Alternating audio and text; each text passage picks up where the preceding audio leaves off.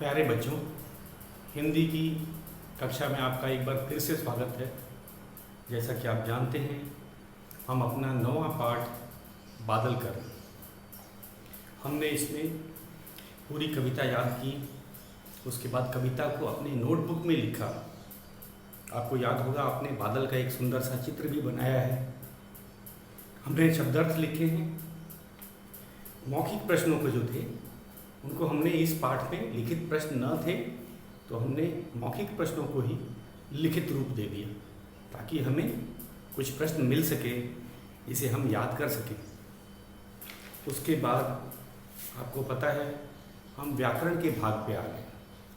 हमने भाषा से के अंतर्गत जो है समानार्थी शब्द जो थे उसको किया है। तो इनमें क्या करना था, पहले प्रश्न में जो शब्द समानार्थी न थे हमें उसकी पहचान करनी थी। हमें 3 विकल्प दिए गए थे और 3 विकल्प में हमने सही समानार्थी शब्द की पहचान की। आज हम इसका दूसरा भाग करने जा रहे हैं। ये क्या है, इसमें हमें ये बताया गया है कि कभी कभी एक शब्द के एक से अधिक अर्थ होते हैं और उच्चारण की दृष्टि से, वर्तनी की दृष्टि से वो एक जैसे होते हैं। उच्चारण मतलब प्रोनाउंसिएशन बच्चों, और वर्तनी स्पेलिंग को हम बोलते हैं। तो देखने में, उच्चारण करने में, लिखने में, सुनने में कोई फर्क नहीं होता इन शब्दों में, लेकिन इनका अर्थ अलग अलग होता है। तो ये हमें पता होना चाहिए कि ऐसे कौन से शब्द हैं जिनके एक से अधिक अर्थ होते हैं।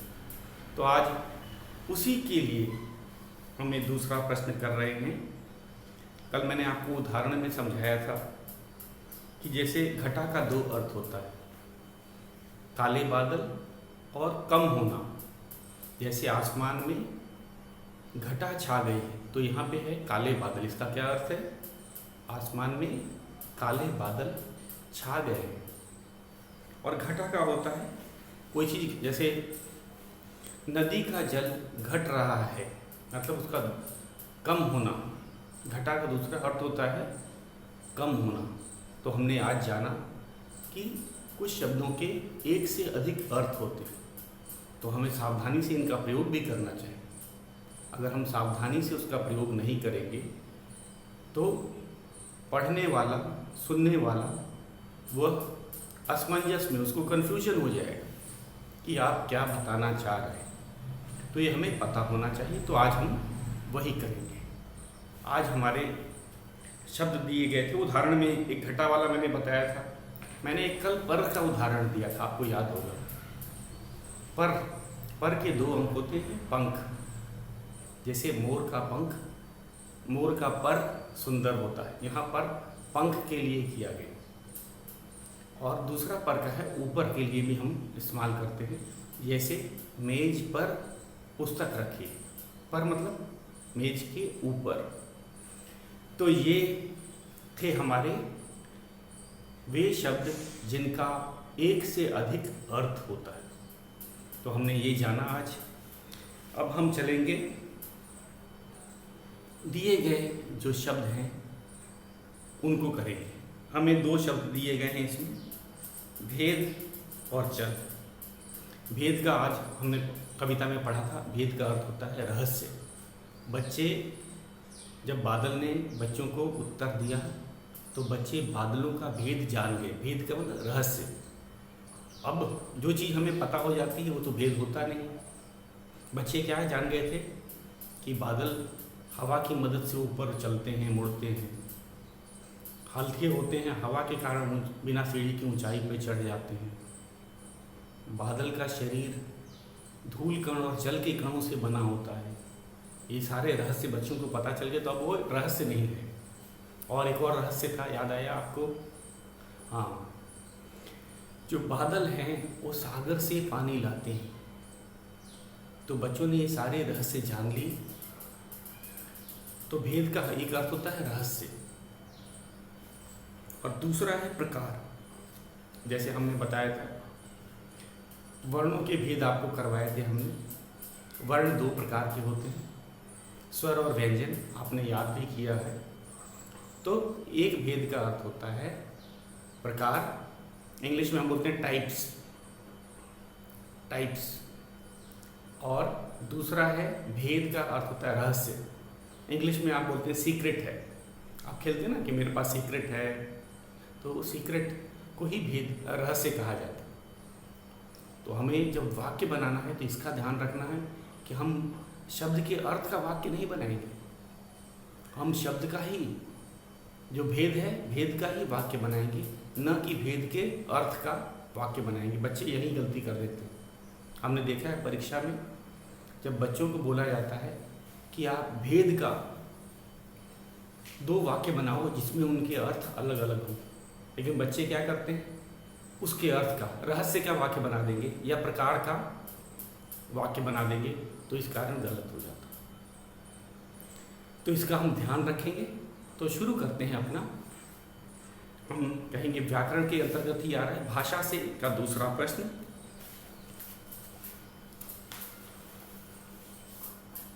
प्रश्न है भाषा से, भाषा से प्रश्न संख्या 2। पढ़ो समझो, पढ़ो समझो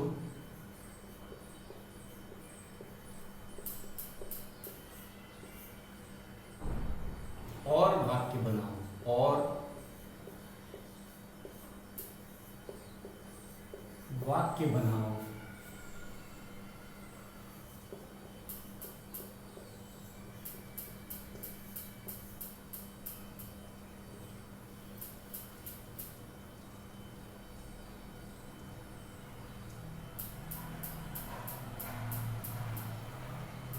तो अलग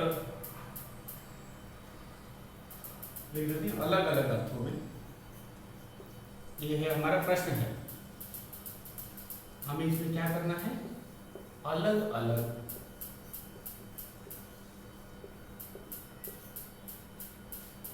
अर्थों में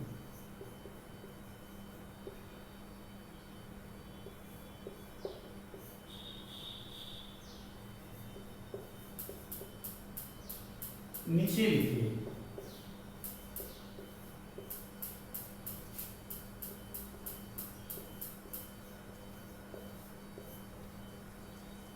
शब्दों से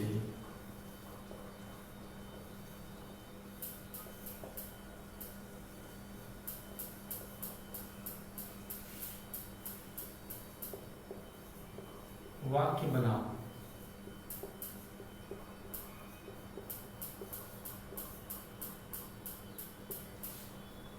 पहला है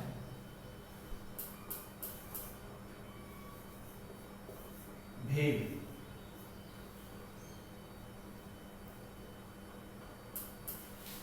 और एक चीज का बच्चों ध्यान देना है कि जब हम भेद लिख रहे हैं तो उसका अर्थ भी जैसे दिया है वो साइड में लिख देंगे, बगल में कोष्ठक में लिखेंगे, नहीं तो हमें लगेगा कि हमने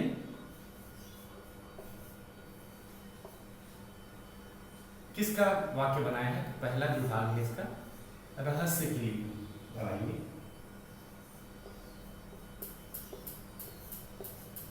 कोष्ठक में ही लिख देते हैं इसको भी। और दूसरा है प्रकार।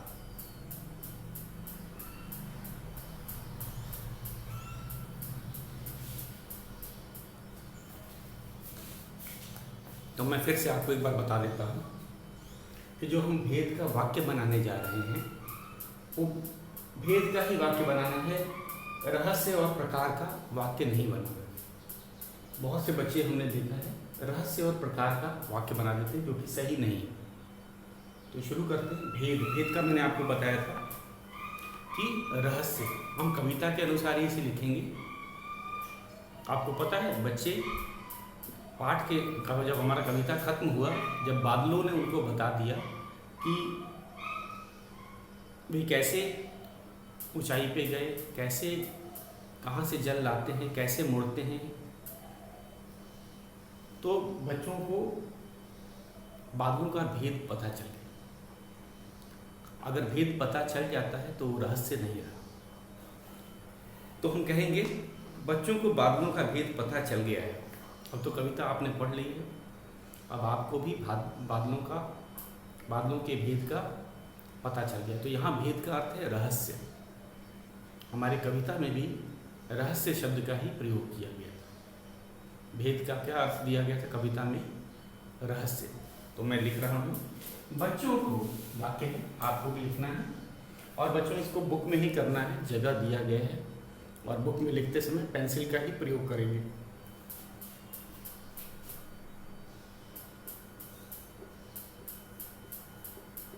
बच्चों को बादल का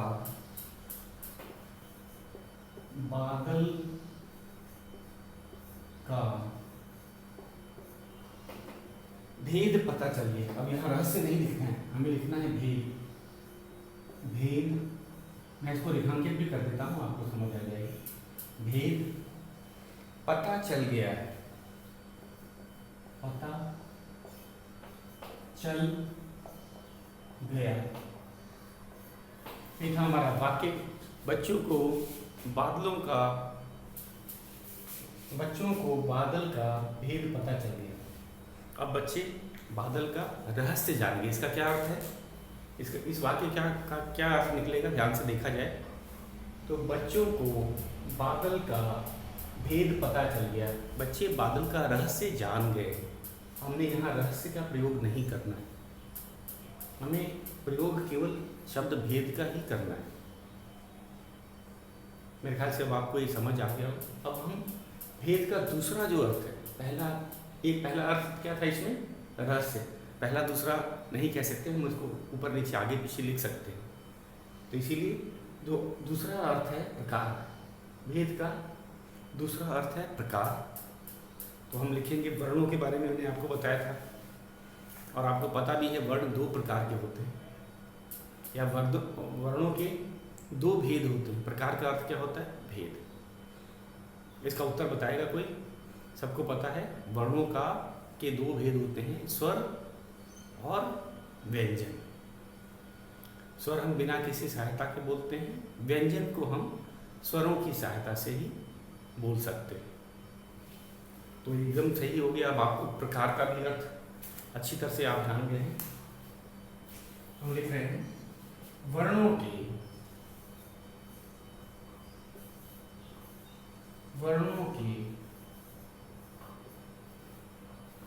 दो भेद होते हैं, दो भेद होते हैं।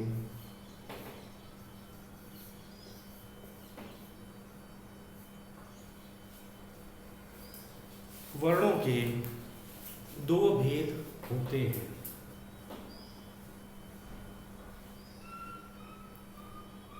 अब हम अपने दूसरे शब्द की तरफ चलेंगे। हमारा दूसरा शब्द है जल, और जल का दो अर्थ आपको पता ही है। जल का अर्थ एक होता है पानी और दूसरा आग में जल जाना। होता है ना, कभी आपने सुना होगा कि चाय से या गर्म दूध से हाथ जल गया हो किसी का, तो जल जाना। या आग से भी हाथ जल जाता है, कभी कभी कैंडल जलाते समय, दिया जलाते समय। तो इसीलिए बच्चों को सावधानी रखने के लिए हम लोग कहते हैं कि आग से या गर्म चीज़ों से, खासकर जो गर्म दूध होता है, गर्म चाय होती है, उससे बड़ी सावधानी से हमें उसके पास जाना चाहिए। उसको अगर आप उठा रहे हैं, चाहे वो भले कप में हो, वो खतरनाक होता है। तो जलना का एक अर्थ है आग में जल जाना। दूसरा जल का मतलब होता है पानी। जल का क्या अर्थ होता है? पानी। तो ये था हमारा अर्थ। जल के दो अर्थ थे, पानी और जल जाना, आग द्वारा जल जाना। तो हम चलते हैं, दूसरा शब्द लिखते हैं। ये आपने कर दिया, वो एक बार फिर से बता दें मिटाने से पहले। भेद, जिसका पहला का जो है अर्थ रहस्य होता है, बच्चों को बादल का भेद पता चल गया। आप नोट करते जाइए इसके साथ साथ। कई बच्चे धीरे लिखते हैं, मिटा देने के बाद फिर वो चकरा जाते हैं, फिर वापस आपको वीडियो में आना पड़ेगा। दूसरा है रहस्य का कहना, बच्चों को बादल का भेद पता चल गया। और दूसरे भेद का अर्थ होता प्रकार। वर्णों के दो भेद होते हैं, वर्णों के दो भेद होते हैं। अब अगले शब्द पे हम चलते हैं। हमारा दूसरा शब्द जो है वह है जल।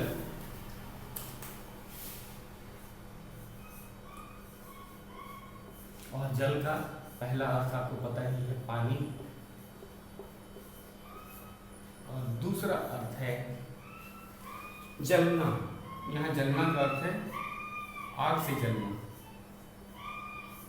पानी और जलना, पानी और जलना। तो हम इसका वाक्य बनाते हैं। पानी का आपको पता है बहुत से वाक्य हैं। मछली जल में रहती है। अब कई बच्चे पानी का वाक्य बनाते हैं, फिर यही गलती हो जाती है उनसे। पानी का वाक्य नहीं बनाना है और यहाँ जलना का वाक्य नहीं बनाना है, हमें वाक्य बनाना है जल का। और जल के तो बहुत सारे, इतना आसान शब्द है कि इसको तो कोई भी आता है। बचपन में आपने कविता पढ़ी होगी, जल में मछली रहती है। तो यहाँ जल का अर्थ है पानी, एकदम सही आपने कहा है। और हमें पानी को बचाना चाहिए। आपने देखा होगा जब कहीं टैप खुला रह जाता है तो कितना पानी बर्बाद हो जाता है। तो हमारा क्या कर्तव्य है कि हमें पानी का समझदारी पूर्वक, सावधानी पूर्वक इस्तेमाल करना चाहिए। जितनी ज़रूरत होती है उतना ही उसका इस्तेमाल करना चाहिए, और ख़ासकर उसको व्यर्थ नहीं करना चाहिए। व्यर्थ कहाँ होता है? जब नल खुला रह जाता है। इसको हमें याद रखना है। केवल वाक्य नहीं बनाना है, वाक्य के साथ हमारा एक और फ़र्ज़ है, हम लोग एक और सीखते जाएँ बाद में, कि पानी बचाने का भी काम होना चाहिए। तो परीक्षा में आप कुछ भी लिख सकते हो। आप परीक्षा में लिख सकते हो मछली जल में रहती है, तो ये भी सही है। या अगर हम ज़्यादा, ये अच्छा लगेगा कि हमें जल बचाना चाहिए, हमें जल को बचाना चाहिए, तो ये ज़्यादा अच्छा लगेगा। इससे एक सीख मिल रही है। मुझे तो यही वाक्य अच्छा लगता है, हमें जल बचाना चाहिए। तो मैं लिख रहा हूँ, वाक्य लिख रहा हूँ, हमें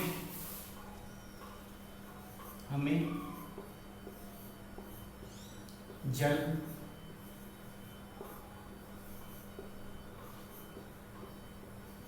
बचाना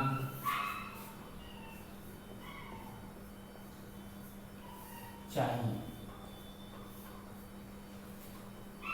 तो देखिए यहाँ पे मैंने वाक्य जल का बनाया है, न कि पानी का। यहाँ मैंने वाक्य किसका बनाया है? जल का बनाया है, पानी का नहीं बनाया। बच्चे यही गलती करते हुए पानी का वाक्य बना देते हैं। हमें पानी बचाना चाहिए, आपका गलत हो जाएगा। हमें शब्द वही रखना है, उसके अर्थ का वाक्य नहीं बनाना है। अब हमारा जलना का है, लकड़ी आग में जल गई। आपको पता है लकड़ी, कागज, ये सब जो वस्तुएं हैं आग में जल जाती हैं। तो चाय से हाथ जल गए, ये अच्छा नहीं लगता। अगर आप परीक्षा में लिखेंगे ये भी सही है। मैं लिख रहा हूँ लकड़ी आग में जल गई। सबने देखा होगा लकड़ियों को आग में जलाते हैं। तो लिखेंगे लकड़ी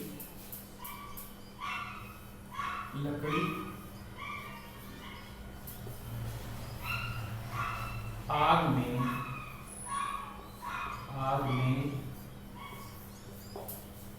जल गई।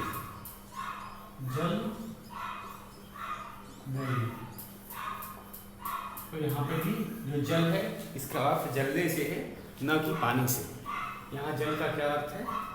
जल जाने से है, न कि पानी से है। जल का अर्थ है लकड़ी आग में जल गई, तो जलने के लिए इसका प्रयोग किया गया। तो हमने एक तरह से एक पूरी एक कविता कर ली है बच्चों। अब करने की बारी, ये बहुत ज़रूरी है। मैंने आपको बता रखा था कि पाठ में जो एक क्रियाकलाप की है प्रश्न, नहीं हम कहेंगे एक्टिविटी वाले जो प्रश्न होते हैं वो आते हैं अब करने की बारी के अंतर्गत ही आते हैं।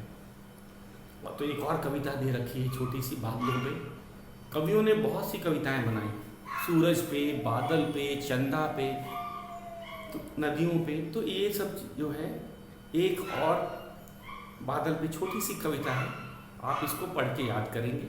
मैं पहले आपके लिए एक बार पढ़ देता हूँ, पढ़ो और याद करो। इसका क भाग है, मैं इसको लिख भी देता हूँ अगर आप कहेंगे तो। ये हमने कर लिया। अब हम भाषा से के अंतर्गत नहीं करेंगे, अब हम करेंगे अब आई करने की बारी। अब करने की बारी, ये सब कौन से प्रश्न हैं? अब करने की, अब करने की बारी का पहला प्रश्न है। पढ़ो और याद करो, पढ़ो और याद करो।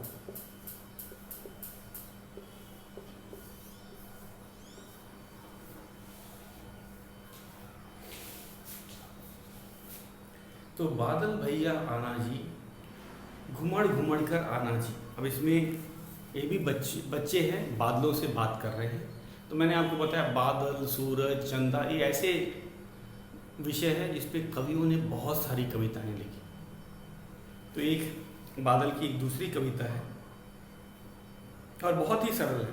मैं इसको लिख के आपको दिखाता हूँ और आपको याद भी करना है। ये गृह कार्य रहेगा आज का। बादल भैया, बादल को भैया भी बोला जाता है।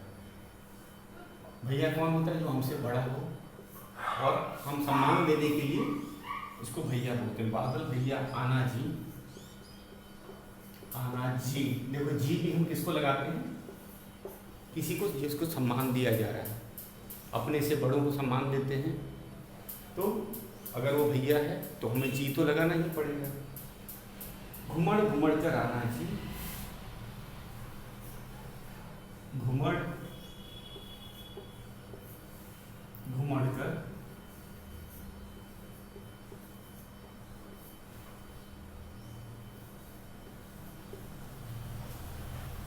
आना जी, आना जी। झमझम जल बरसाना जी, झम झमझम, झमझम का अर्थ है बहुत तेज। झमझम जल, जल का आपको अर्थ पता ही चल गया है, पानी। बरसाना जी,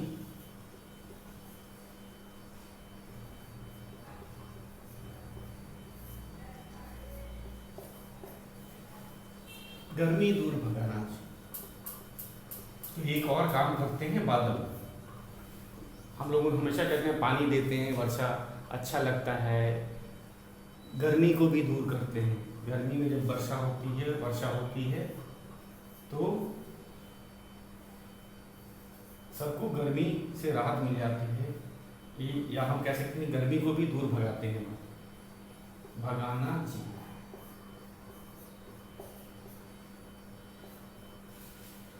और 5 पंक्तियां और हैं, हम लोग उसको करेंगे। पहले इसको पढ़ लीजिए, इसको समझ भी लेते हैं हम लोग।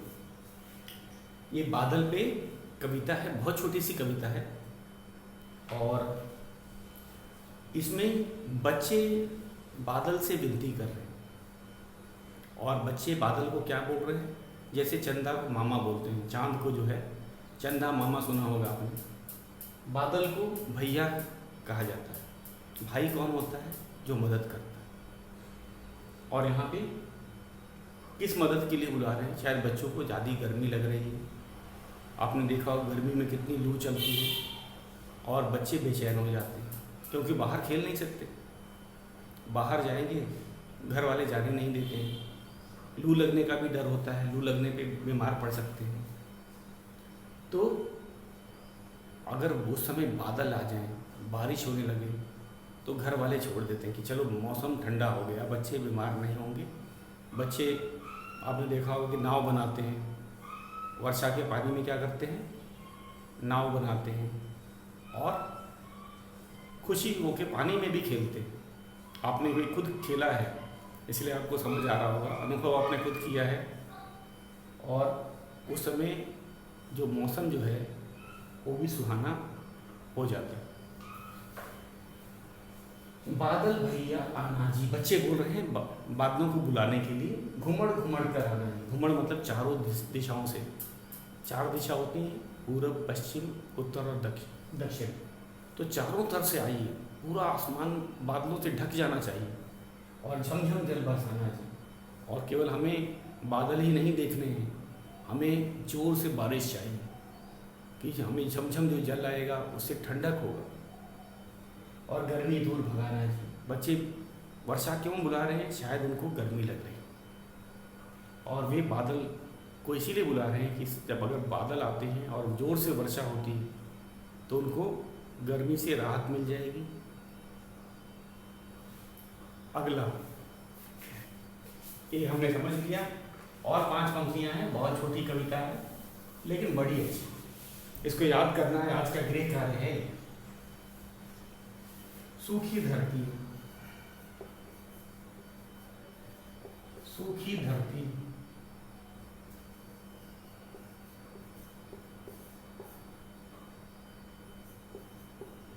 प्यासे पंछी, सबकी प्यास बुझाना जी। सबकी प्यास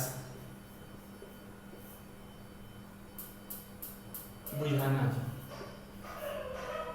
सबकी प्यास बुझाना जी।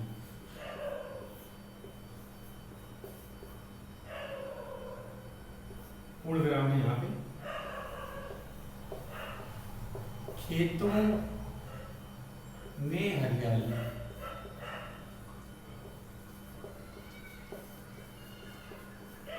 खेतों में हरियाली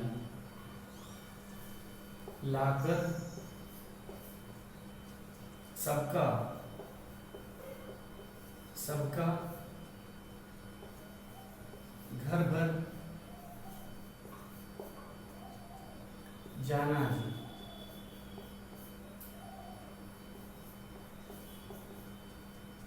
बादल भैया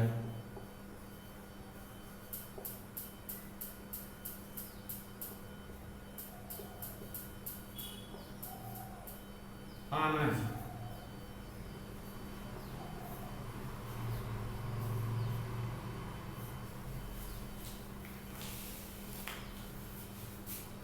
अब मैं इस कविता को एक बार पढ़ देता हूँ, ध्यान दीजिएगा।